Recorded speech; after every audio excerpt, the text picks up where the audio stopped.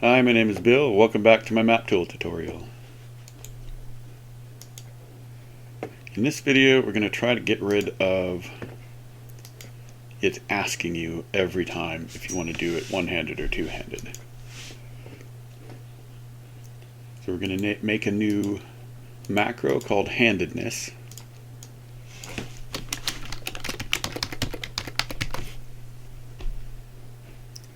And we're not going to do anything with it just yet. We'll need to get rid of this. We're going to need to rewrite quite a bit of this macro, I think.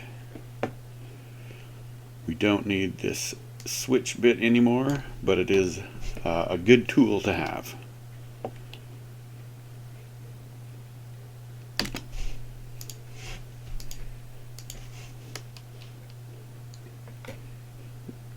Right, I don't know how much of this we're going to keep. Let's just work on it from the beginning. So one thing I do know that we need is a thing called a setProperty. So in here, we're going to do a setProperty. We're going to hide it.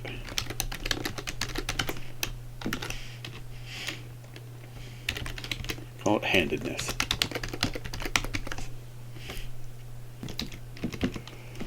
So with this setProperty, a setProperty is like an invisible property. It's just like the ones that are here, only it will never appear on this list, but it will be it'll be on your token invisibly. But we do need to do a thing which is getProperty.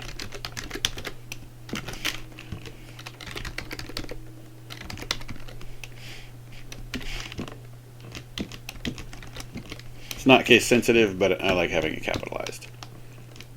We're also going to do an if. So if getProperty handedness equals, that's not equals nothing, then we're going to do this. Copied that and pasted it. Get rid of that though, that will cause problems. setProperty handedness, comma, 0. So setting it to 0 isn't going to do anything. And since the property doesn't exist, what this does is just make the property exist. So if you do something later that says if getProperty handedness equals 1 and it just doesn't exist, it'll get confused. So this just makes it exist. I'm going to get rid of that real quick. Apply, we're going to save. Run the macro. Oh, look, see what I did. That needs to be a comma, because you can only have one colon. So look at that. Syntax is super important. You got to have that, what's called a close parenthesis. Got to have the parentheses in the correct location. Okay, looks like it worked. So we're going to test that.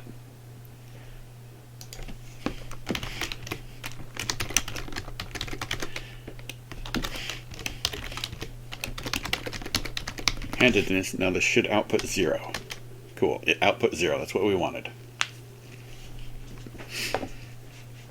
So if it doesn't exist, then it's going to set it to exist. Now we could get rid of that if we wanted to, but I'm just going to leave it there.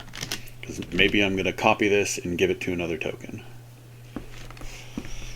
So now we're going to do if getProperty handedness equals 1.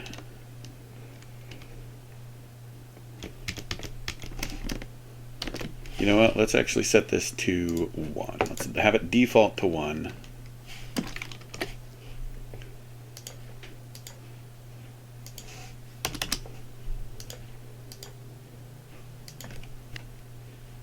Oh,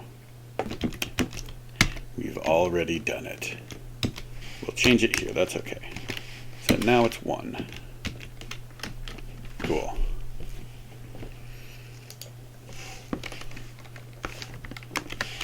If getProperty handedness equals 1, what we want it to do is set it to 2.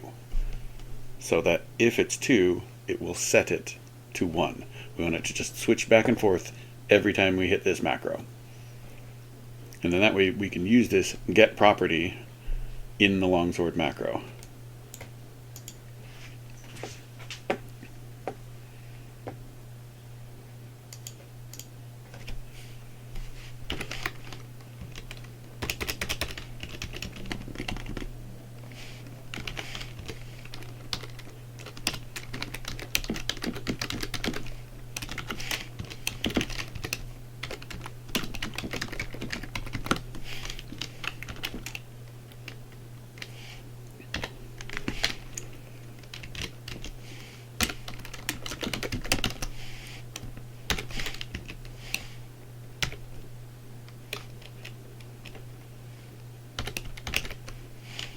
There.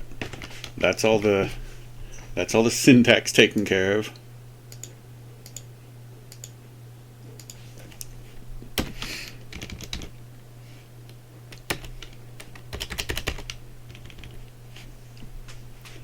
So I do want it to indicate it. Let's get rid of this H, not hide it, but we will hide this one. That one will need a colon. Pay attention. This one needs a colon because there isn't already one. This has a colon, so if I wanted to hide that, I would have to use a comma, just like here. So if I want to send it to myself, I do S. If I want to send it to the GM, I do G. If I want to do both, I do G, comma, S. What do I want it to say in chat? That will just tell me that I'm setting it to one-handed. Apply. Save. Cool, so it says one-handed, so now it should say nothing. Cool, it says nothing.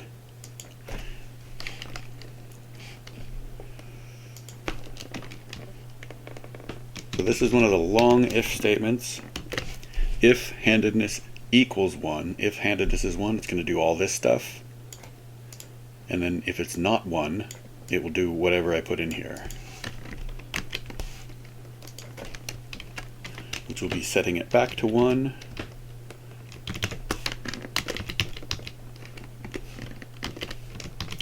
And this will be two-handed.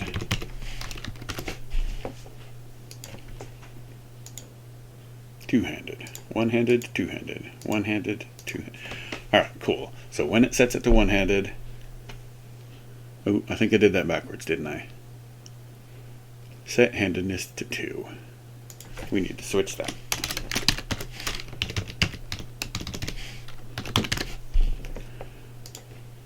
Alright, there I fixed it. So now, if it's already one-handed, it's going to set handedness to 2, and then tell us it set it to 2. If it is not 1, it will set it to 1, and then tell us it set it to 1. So like that's pretty cool. It will tell us in chat, and it will only tell us, so it won't spam everyone else in chat. But one thing we can do is affect the name of the macro. We can change this label.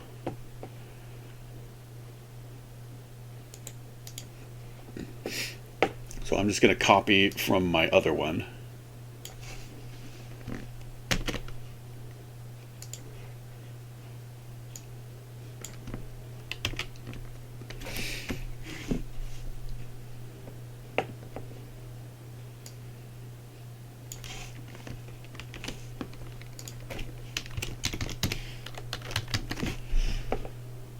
Alright, so whatever this is, whenever I click the macro, it's going to change its handedness to 2, and then change the label to two-handed. Brink. And then now, if it is 2, it's going to change it back to 1, and change the macro name to 1. One-handed, two-handed.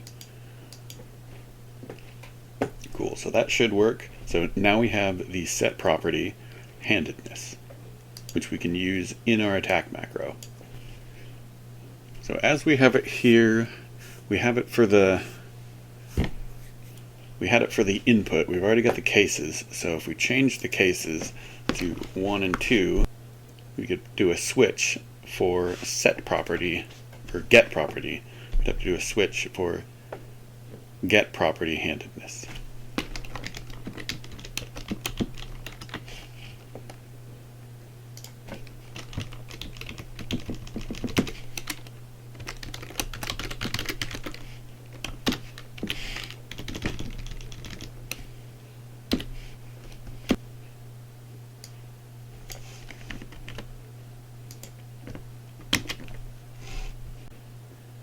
If getProperty handedness is equal to 1, which we would have set with handedness.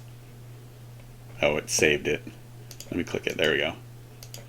It's a little funny when you say OK. So right now we're on one-handed. So if I've done this correctly, if we're on one-handed and we crit, it'll do 2d8. And if we don't crit, which we probably won't,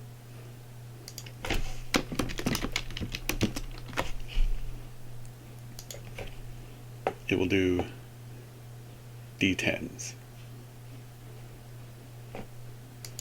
Go ahead and save it. Okay, that looked good. Terrible roll.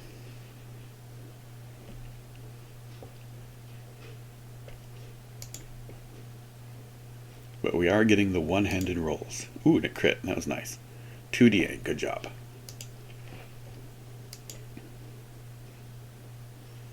Cool, now it's telling us it's doing the d10s. That's nice.